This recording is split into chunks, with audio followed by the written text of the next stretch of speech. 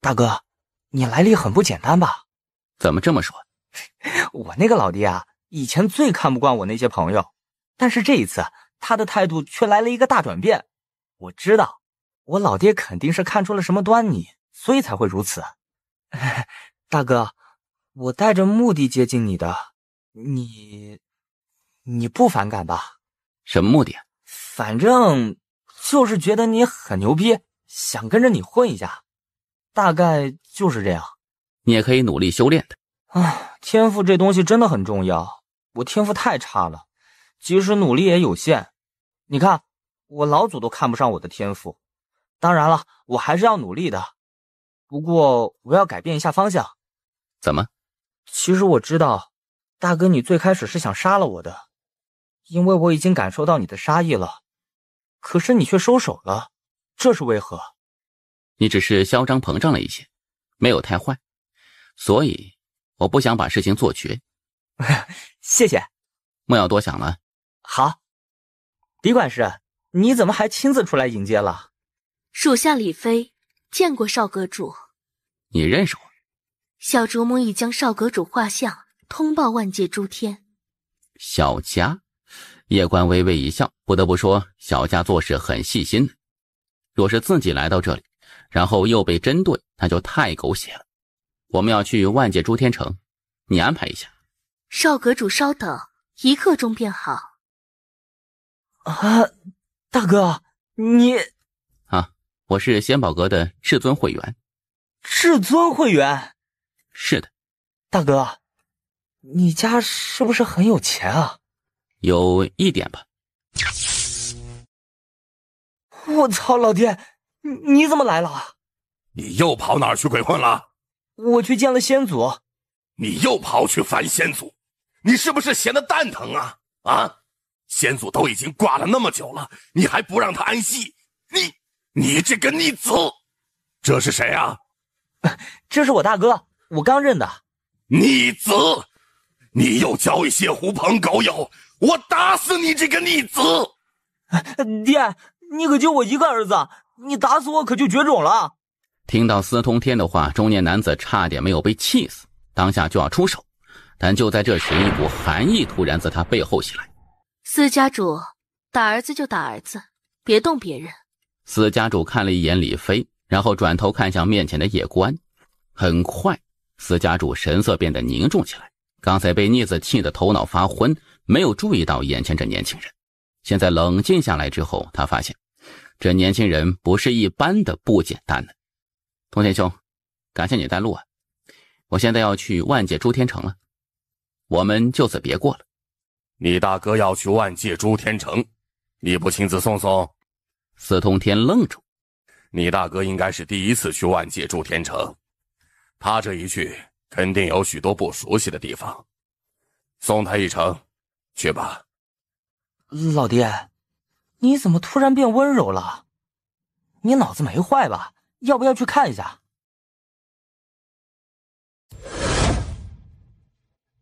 大哥，到了。希望诸天榜上的天才不要太弱。听到叶官的话，司通天表情僵住。这大哥怎么好好的就装起逼来了？你便是官选宇宙叶官？是，叶官。听到少年的话，一旁的司通天眼瞳骤然一缩，心中大骇。他自然是知道叶官的，这可是如今官选宇宙的少主。他没有想到自己认的这位大哥竟然是官选宇宙的少主。我操，太他妈牛逼了呀！自己先祖虽然打架不行，被人打死了，还被鞭尸了，但是这眼光还是可以的。你的人头价值1亿枚灵元，你想要？是。太弱，没意思。叶官，你竟然杀我南族子弟，你是没有把我南族放在眼里吗？是。此地仙宝阁管事何在？属下顾明，见过少主。南族在何处？在南边100里外。带上你的人，随我灭了南族。来人，灭南族！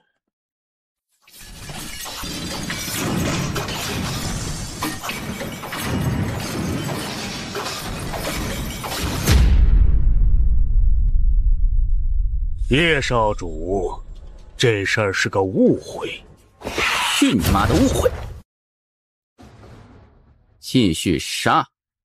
住手！少主，这是城主府的。叶少主，这里不是官选宇宙，这里是万界诸天城。然后呢？城内禁止杀人。南族的人去杀我，又怎么说？你敢动手，我一定埋了你！继续杀！白发老者死死盯着叶关。片刻之后，场中南族顶级强者几乎被不露殆尽，而那白发老者没有敢动手。顾管事，申宇宙不是用1亿的灵元通缉我觉得太少了，发一道悬赏令于万界诸天，凡杀我叶关者，我仙宝阁补贴他10亿灵元。少主，这照做。属下遵命。自己通缉自己，这人间剑主的后人是疯了，可是嫌自己死得不够快。10亿枚灵元，这真的是一笔超级巨款。莫说万界诸天，就是真宇宙都很少有神灵能够一口气拿出10亿枚灵元。阁下，我无意针对城主府，我是一个讲道理的人。是这南族先派人来杀我的，他们南族既然想要杀我，我自然是要灭了他们。此次灭族行动是针对南族，不针对任何第三方势力。怎么突然这么大火气啊？我错了。错了？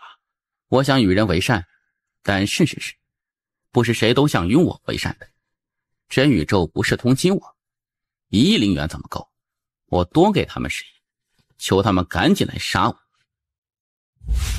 这小家伙其实还有一个目的，是想吸引火力，不想续战战场，他那些朋友压力太大。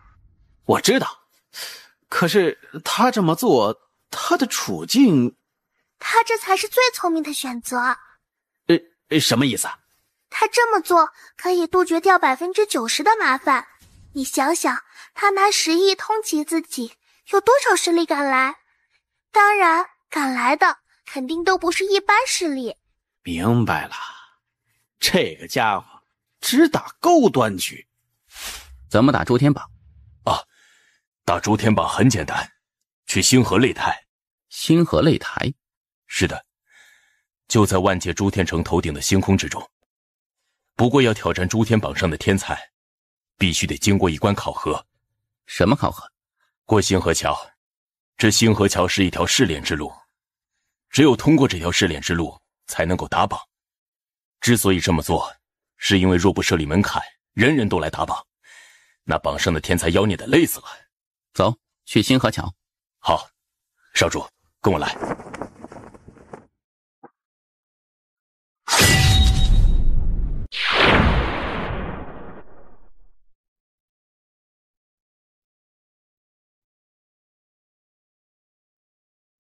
少主，过了此桥便可打榜。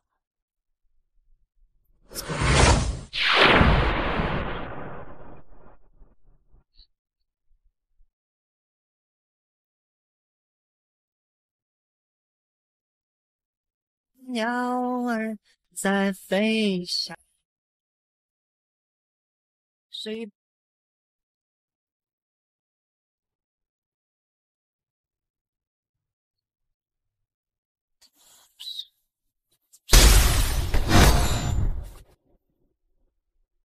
素群姑姑，不好，有人想破他斗心。什么意思？这是一门幻术，当他踏入这里时，有人以无上神通探入了他内心深处，知道他内心深处的恐惧点。未曾想到，这个小家伙的恐惧点是当初他见到素裙女子的那一幕。该死，这个家伙太聪明了，他牢牢记下了当初那一幕，然后加上他见识越来越高，因此他在不断推断素裙女子的实力，而推断的结果就是越推断越发现素裙女子实力深不可测。幻境？不对，这是真实的场景。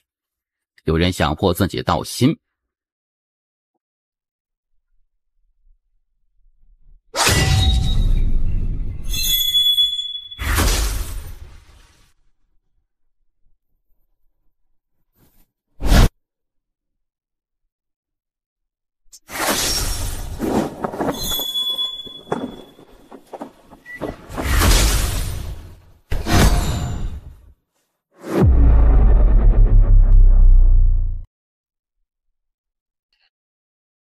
他不是你心中的恐惧，他是我师父，怎么会是我心中的恐惧？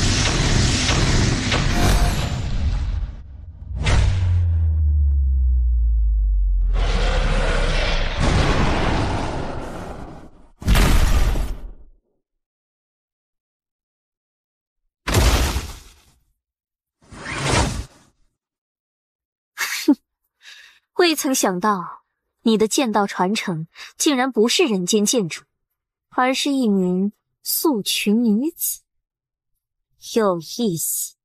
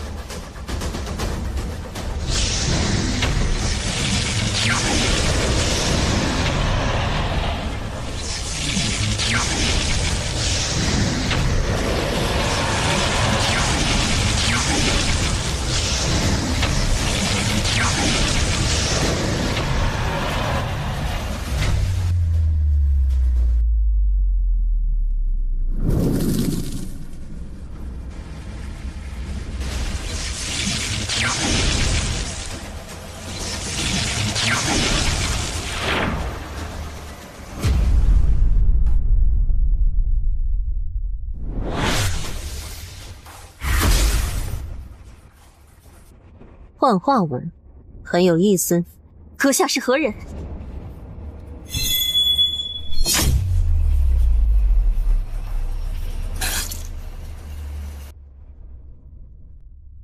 你家在何处？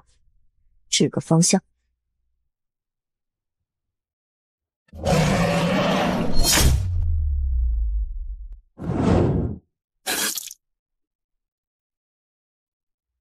你家在何处？指个方向。在下千幻界千幻宗长老，幻化阁下容貌，无意冒犯，还请阁下恕罪。是吗？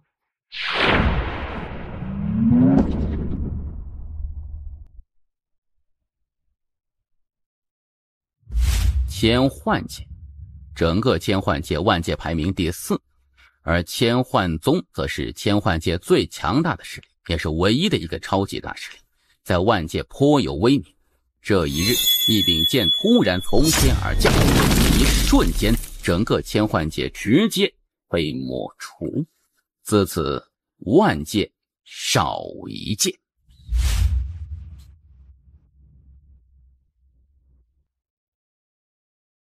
姑姑，你很不错，我要走了。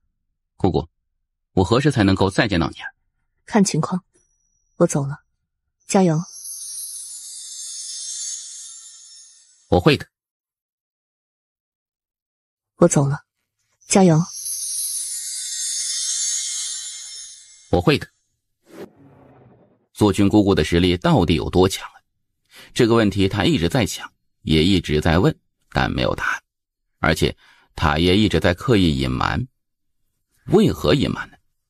难道塔爷是怕自己知道素君姑姑的实力之后道心受损？你在想什么？没有想什么。哎呀，这小家伙肯定在想什么。莫担心，这小家伙没有那么容易被破道心的。希望如此。星河桥上，叶关抬头看了一眼星河尽头，这一刻他想到了塔爷曾经的一句话：素君姑姑可以打10000亿个神帝。有没有一种可能，塔爷这句话没有说假，打10000亿个神帝？换句话来说，神帝在素君姑姑面前就如蝼蚁一般。沉思许久之后，叶关突然笑了起来。哎，你笑什么呀？塔爷，谢谢。谢什么？塔爷，你放心，我虽然走的是无敌剑道，但是这不代表这世间就只能我一个人无敌。我可以无敌，别人也可以无敌。所以你不用担心素君姑姑太过强大而破坏我道心。而且我现在不会拿自己去与老爹和素君姑姑他们相比，也不能比。我现在去与他们相比，就是找不自在。我现在应该比的是与我同一时代的年轻人。嘿，你能如此想，那真是太好了。那我以后可以叫素君姑姑帮忙打架吗？小塔瞬间感觉被坑了。塔爷，我可不是一个迂腐的人。我之所以努力修炼，是希望能够得到公平。若是此刻神灵族那执剑者来杀我，我断然是打不过的。这种时候我肯定是要叫人的，这种时候不叫人，那就是傻蛋了。嘿，这种时候可以。如果可以，还是靠自己最好啊。所以努力吧。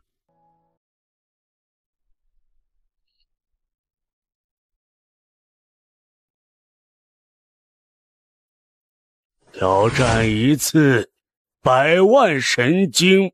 好。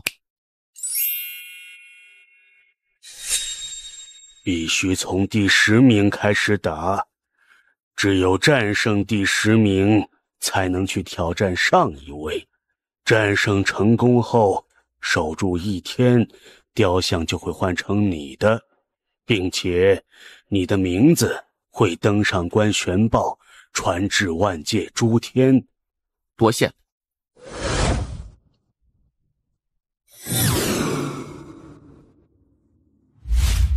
你便是那拿10亿通缉自己的叶关？是。来，让我看看你的实力。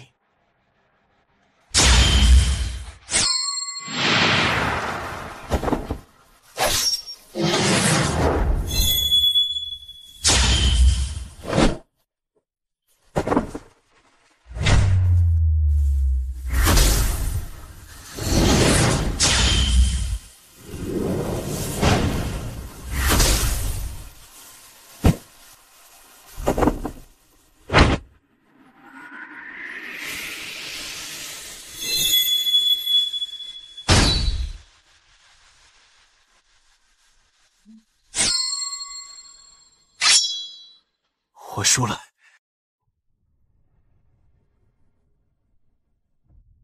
我输了。我要打下一位。200万枚神经。作为守擂者，你有一次机会向他发起反挑战。我打不过他。等一下。好。叶公子，小心些，有人要杀我。据我所知，万界诸天都有强者往这里赶，你小心些。兄台怎么称呼？宫倾城。宫兄，多谢了。客气了。说完，他转身消失在原地。就在这时，在他面前不远处，那里时空突然颤动起来。下一刻，一名少年缓缓走了出来。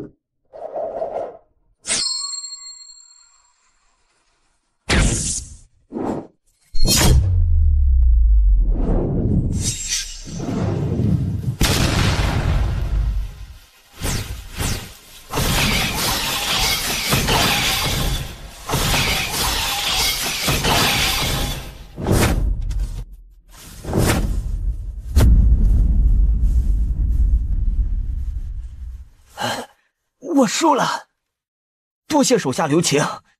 叶关微微点头，没有说什么。他来这里只是切磋，既然已赢，自然没有必要下杀手了。这时少年突然说：快走！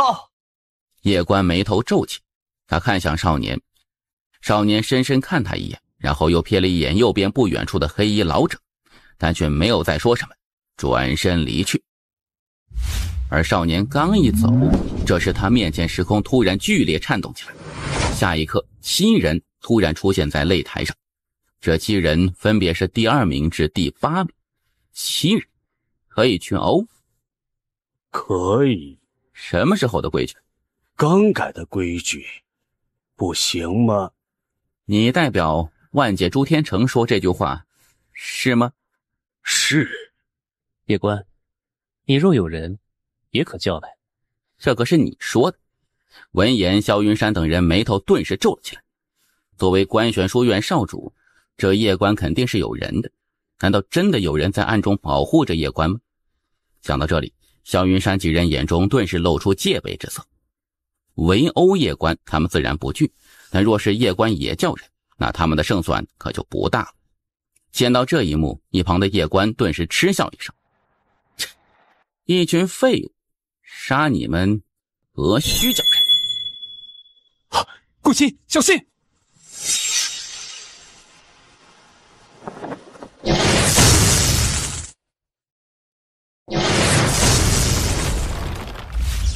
这叶关的战力竟然如此恐怖，1打7，瞬杀3人，这就有点离谱啊！叶公子，此事可否就此作罢？你看起来就像个傻子一样，就跟我塔到这里，他连忙就停了下来。小塔心中一脸无语，感觉自己被侮辱了。你当真要鱼死网破？你也配！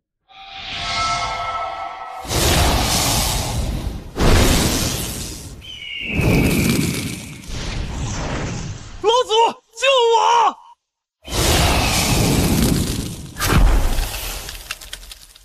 我东界萧家虽然不如你官选宇宙，但也不是什么3流势力，阁下又何必将事情做绝？殊不知万事留一线，日后好相见嘛！留你妈个头！先是群殴，再是换罪，妈的，欺负老子爹娘刚走是吧？狂妄！今日我就替你父亲好好教训你一下。我教训儿子，你他妈的算个什么东西？此间天道何在？何人敢对我大呼小叫？活的不？我操！人间剑主，人间剑主，我不知是您驾临，我愿意投降，加入官选宇宙。东界在何处？指个方向。东界在何处？听到人间剑主的话，天道连忙往右边一指。人间剑主拂袖一挥，一柄剑冲天而起，消失在苍穹之上。东界在何处？指个方向。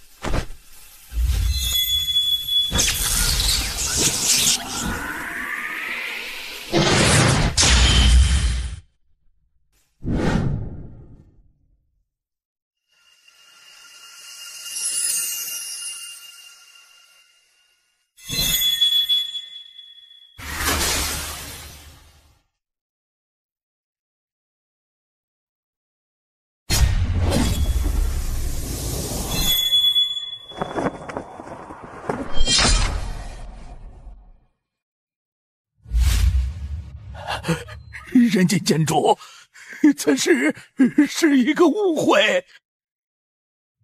一片虚空之中，正在修炼的一名老者突然睁开双眼，下一刻脑袋直接飞出数万丈之外。你杀我本体？不好意思，不小心杀了。这是一个误会，本体已逝，分身自然不会再存在。不一会儿，萧家老祖分身直接消散。见到这一幕，那萧云山直接瘫坐在原地。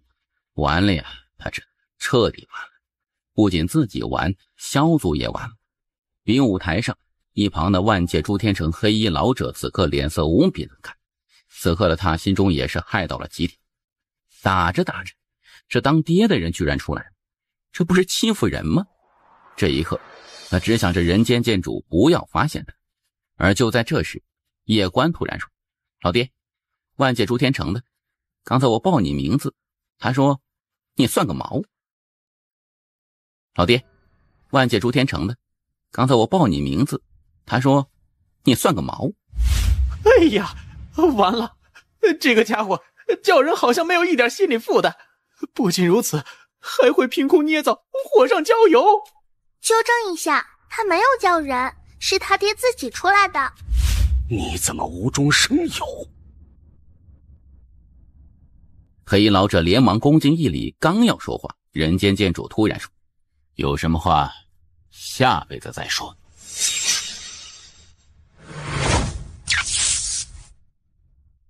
滚出来！人间剑主，此事跪着说话。据我所知，万界朱天成一直保持中立，这一次你们却以大欺小来针对我儿子，怎么是看不起我关玄玉州？剑主，这是一个……我让你说话了吗？这道城是无我姑娘建的，当年承蒙她关照过，城我就不灭了，但是人都得死。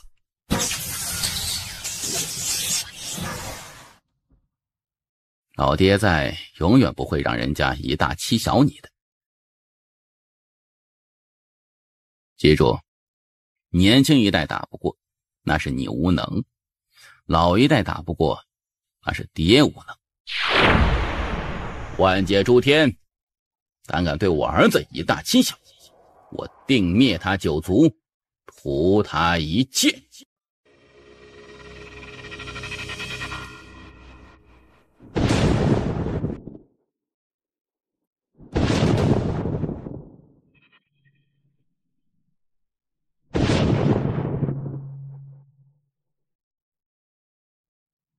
请赐教。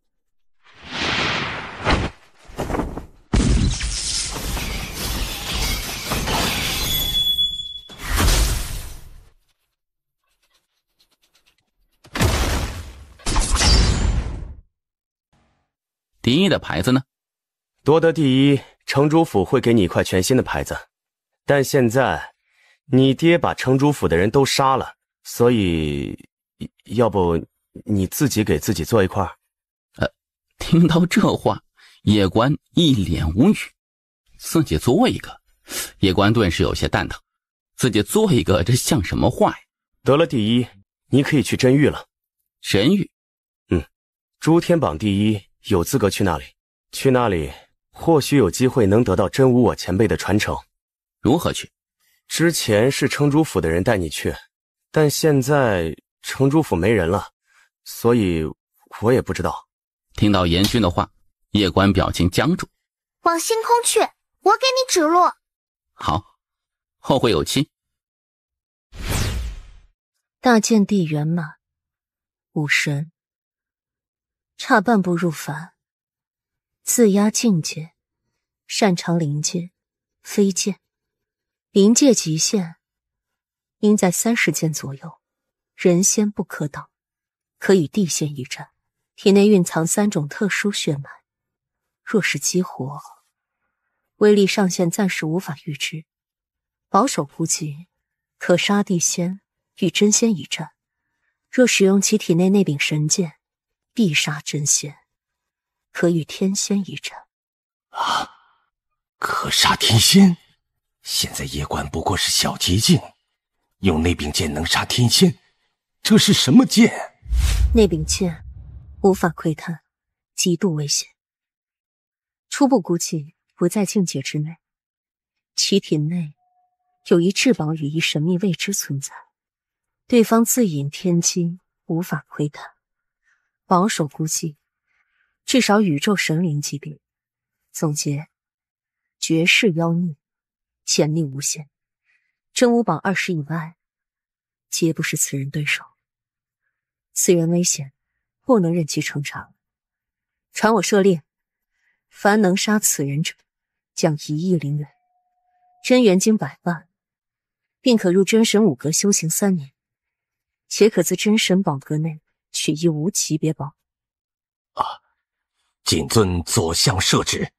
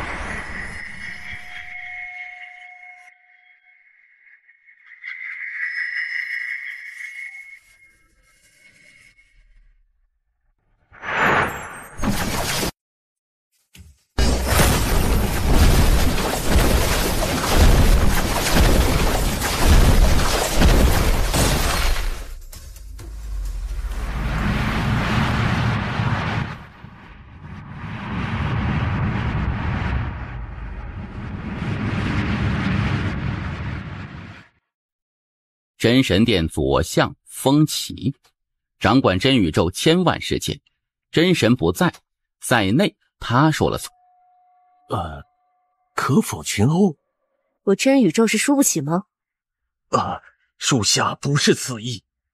我真宇宙尊重强者，传令下去，今日起，我真宇宙年轻一代向官选宇宙年轻一代宣战，老一辈强者不可再插手，谁插手立即必杀。这一次我们真宇宙与他们官选宇宙年轻一代打。官选宇宙出一代天才，我们杀一代，杀到官选宇宙年轻一代绝种。前辈，我现在不过才18，但已经达到大剑帝大圆满境，我这提升速度会不会太快了呀？不会。为何？我知道你在担心什么，你无非是担心自己走得太快，根基不稳。不过我可以告诉你，你不用担心这个。你的天赋在全宇宙都算顶级，但绝对不算最高。若是与整个宇宙历史之中的那些妖孽相比，你只能中等偏上。我曾见过一位绝世妖孽，不到20变成神帝。不到20变成神帝？你可知那位执剑者，他的天赋更妖孽，曾经不到18不仅封大帝，是大帝不是神帝，类似不屈大帝那种。大帝是能够与宇宙神灵抗衡的，甚至是斩杀宇宙神灵，而他18就封了大帝。不仅如此，剑道修为更是深不可测。放眼全宇宙，就剑道而言，现在唯有你父亲与3剑能够压他。执剑者。叶关沉默，现在他还记得当日对方那一剑，无敌的一剑呢。执剑者，叶关沉默，现在他还记得当日对方那一剑，无敌的一剑呢。还有一点，你千万要记住，那就是天赋只能让你前期走得快一些，而这武道一途越往后越难，就像那不屈大帝。你可知道，他封大帝时不过30来岁，然而经过了千万年，与真神一战，才最终朝前踏出了一步。你父亲也是，你父亲的天赋也很妖孽，但他踏出这最后一步，也是用了极长的时间的。修道，越到后面越难。许多人前面的时候一帆风顺，走到巅峰，但到后面时，可能一个坎就卡他们千万年。最明显的就是执剑者，他已于现在的境界卡了数千万年。我明白，脚踏实地走当前每一步，至于未来，那是未来的我该走的，现在的我该走的就是走好当下每一步。是的，每个时代都有经验之人，但纵观全宇宙历史，据我所知的也就那么几个人能够贯穿全宇宙，永远站在那巅峰之处。哪几人？你知道的几个我就不说了，说说几个你不知道的，比如大道比主人，还有神道一脉一个喜欢教书讲道理的夫子，以及博天族当年的族长盘武族第1代盘武大帝。这些人当年可都是惊艳了无数个时代的天才，任何一位都是无敌一个时代，让同代之人为之绝望的恐怖存在。前辈你呢？我曾经应该也有一个属于前辈的时代吧？我不值一提。期待前辈出山的那一天。我出山的那一天，对你来说可能不是什么好事。为何？神秘声音没有再说话了。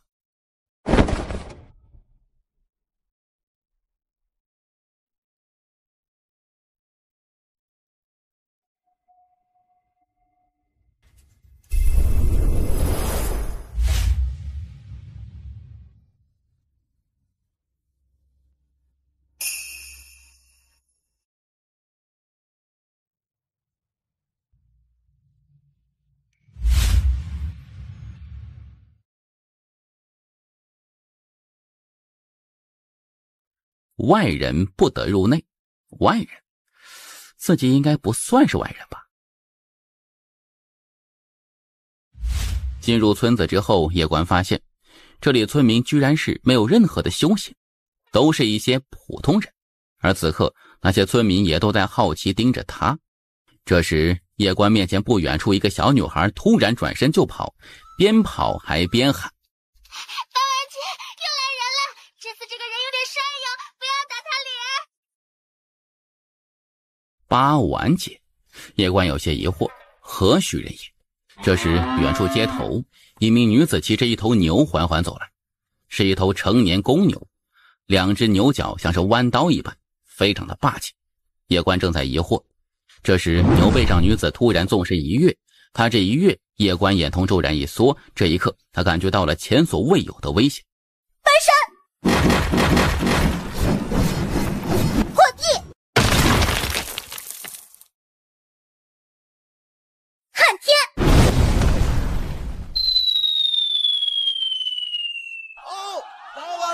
八万无敌！基本操作，基本操作，大家继续鼓掌。王二牛，你是没吃饭吗？拍得这么轻，信不信我去你家吃饭？闻言，那名叫王二牛的男子脸色顿时大变，他连忙站了起来，双手猛拍。其余人在听到上你家吃饭这句时，也是纷纷色变，连忙拍掌。一时间村子里面掌声如雷，响亮无比。没办法，这8碗路过，寸粮不留啊。前辈，那女子真的只有16、17岁吗？是，怎么了？人外有人，天外有天呐。老娘，我请你吃草，你请我吃牛肉好不好？切，小气鬼，我请你吃了那么多草，想吃你点肉都不肯。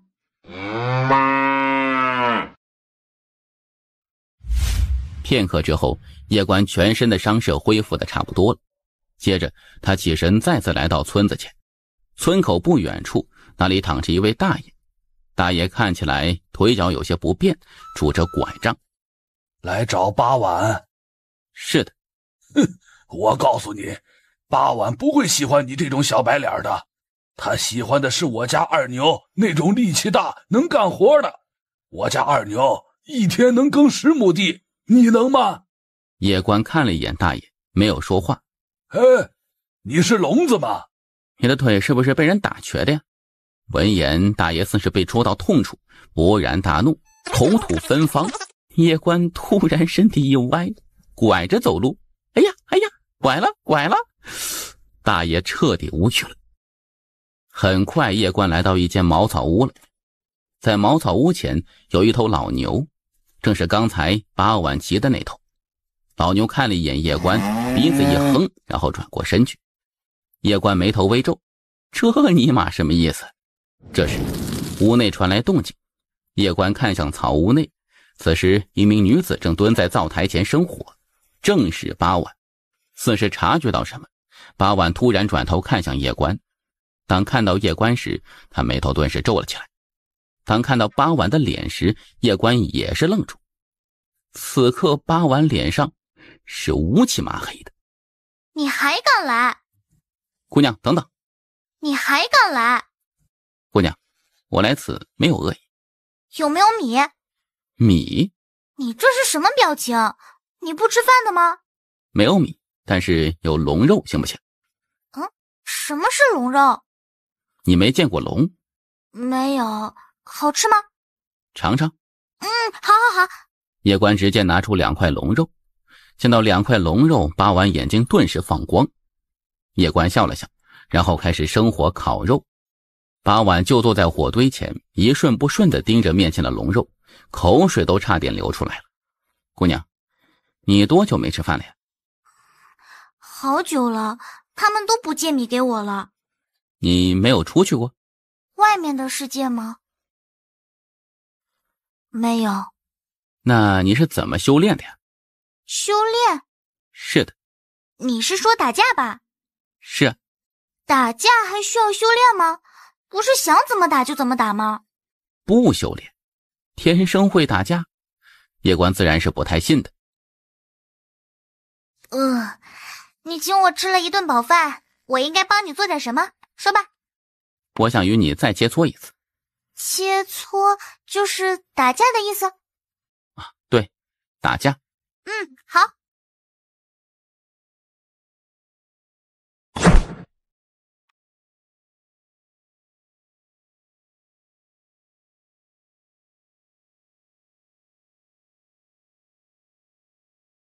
八碗姑娘，你为何要下黑手啊？何为黑手？就是偷袭。是你说要切磋的。是我说要切磋的，可是我们不应该先出草屋，然后到外头寻一处宽敞之地再切磋吗？你怎么能突然偷袭呢？你们外面世界的人打架都是如此的麻烦吗？再打一次。我们去外面寻一处宽阔之地打。好。打架很费力气的，所以你得管饭，可行？管饱。开饭，不是开打。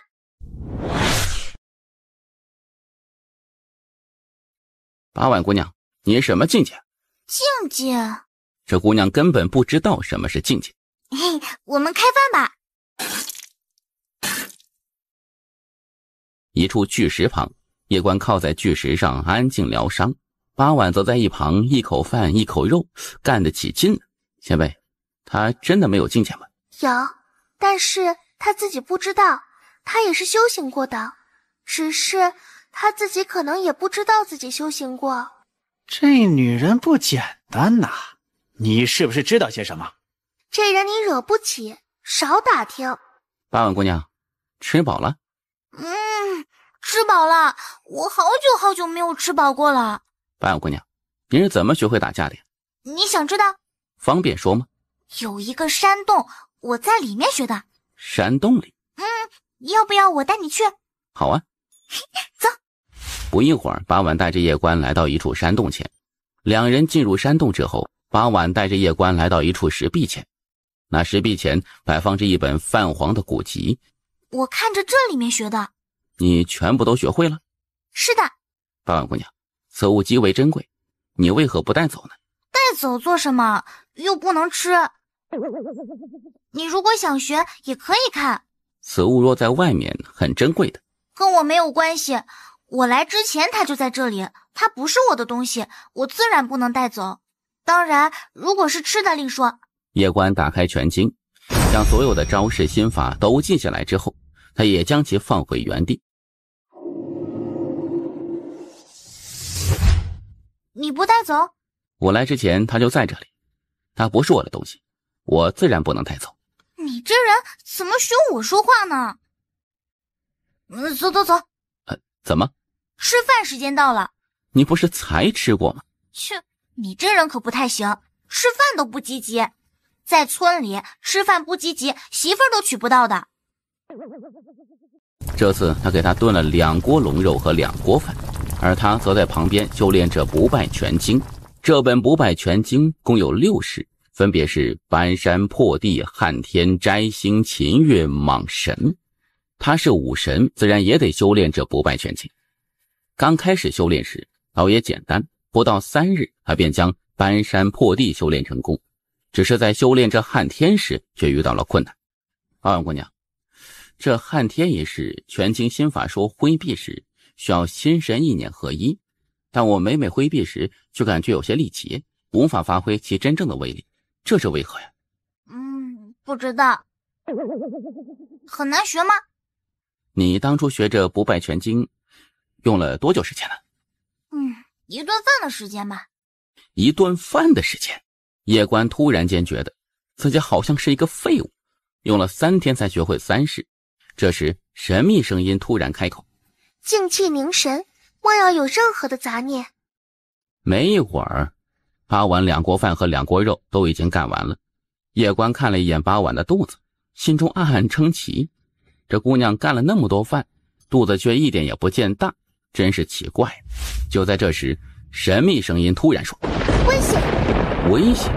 神秘前辈说危险。小关脸色瞬间巨变，下一刻他自然而然直接把塔爷抱了出来。前辈，我们2人只是路过此地，并无恶意。那座小塔是什么塔？我塔爷。可否看看？好东西！此塔内的时间与外界悬殊竟然这般大，此塔我要了，你可有意见？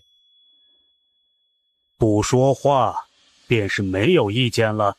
阁下既然想要，那就拿去吧。中年男子微微点头，转身就要离去。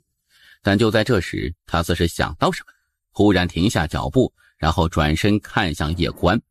我还是有些不放心，你不仅仅是大剑帝圆满，还是一位武神。你这天赋实在妖孽呀！为了不给我族后代招惹麻烦，我决定得杀了你。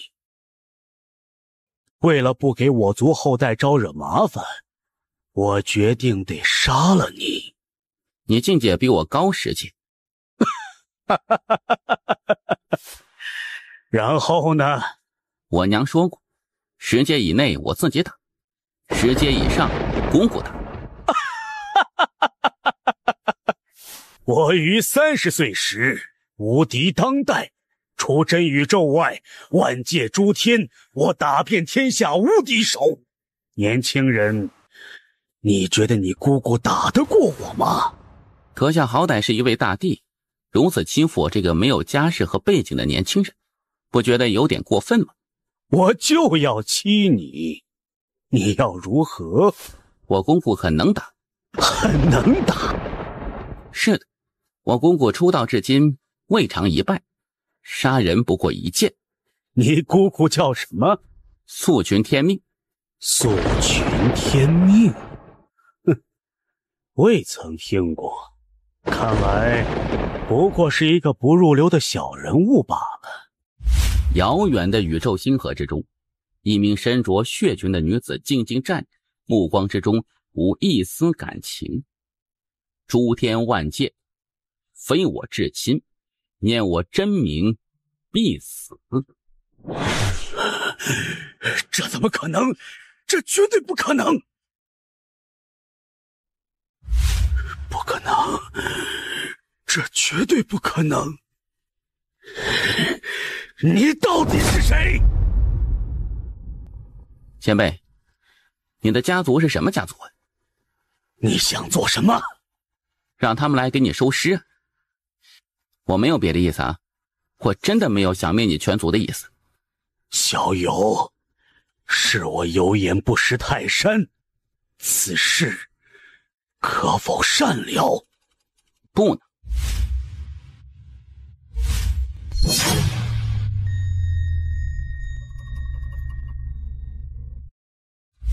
原地夜观沉默，一位绝世大帝竟然就这么被姑姑秒杀了。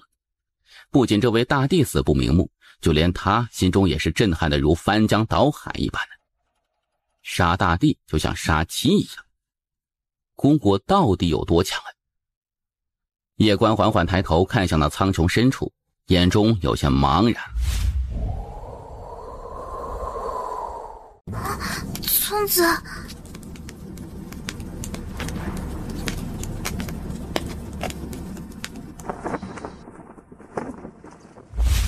很快，远处突然传来八婉的哭声。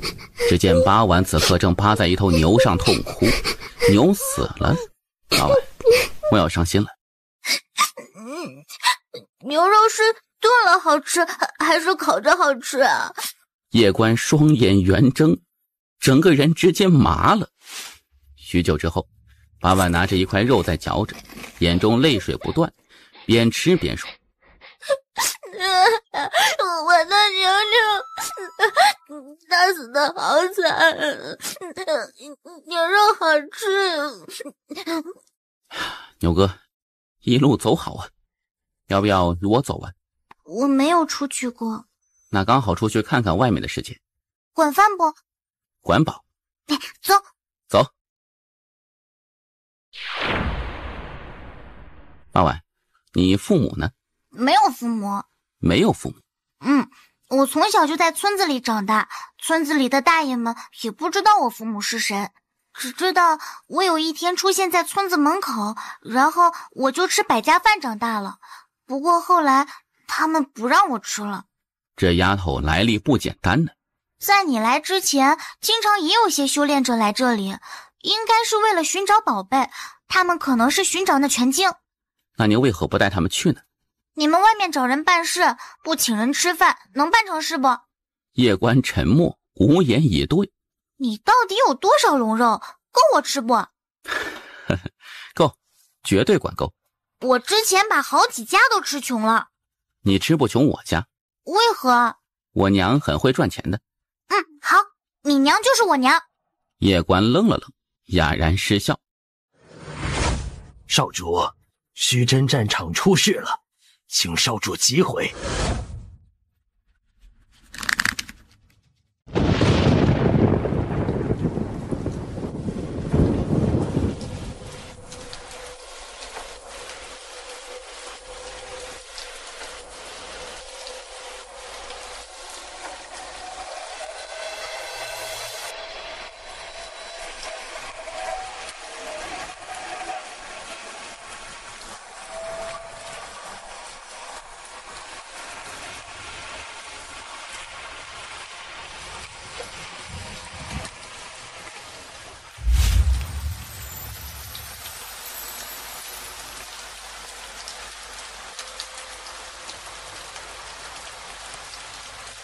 曹师兄，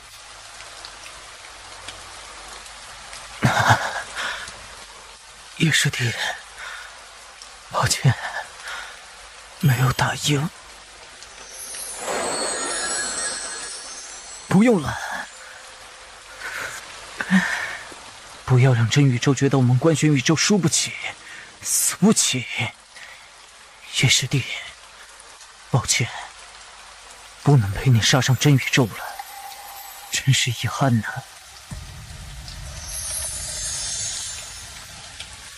曹白，战死于官玄年9月13日。大师兄，你怎么不喜欢说话？大师兄，真宇宙的神灵真的很强吗？我什么时候？大师兄，虚征战场，剑主那些师兄弟都是战死的吗？大师兄，如果有一天我战死在虚征战场，不要告诉我爹娘，他们就我一个儿子。好走。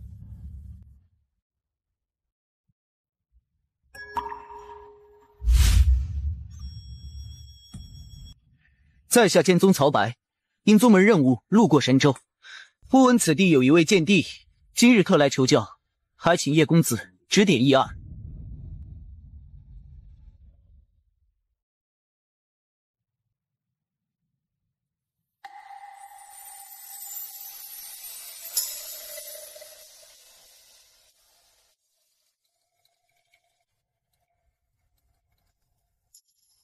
3日内，若谁敢对叶兄出手，不管你是何人，身后是何势力，我定斩不饶。你若是不服，可随时来我剑宗报复。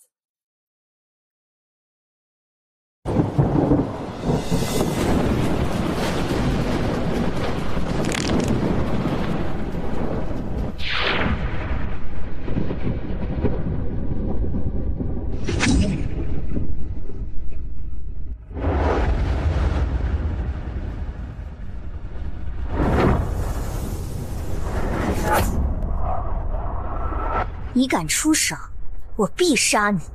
师父，不用了。哼，他们官玄宇宙死得起，我们真宇宙难道死不起了吗？师父，照顾好我妹妹。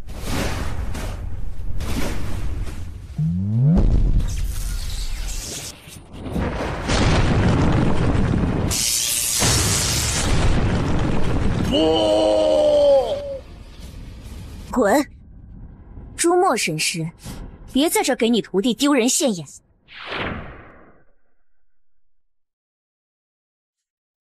大师兄，回来就好，去见见他父母。好。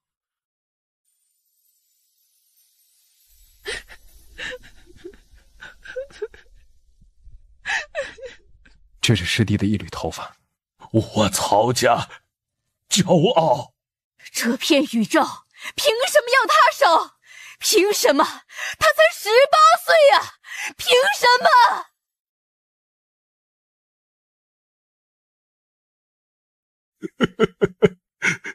可总要有人站出来呀！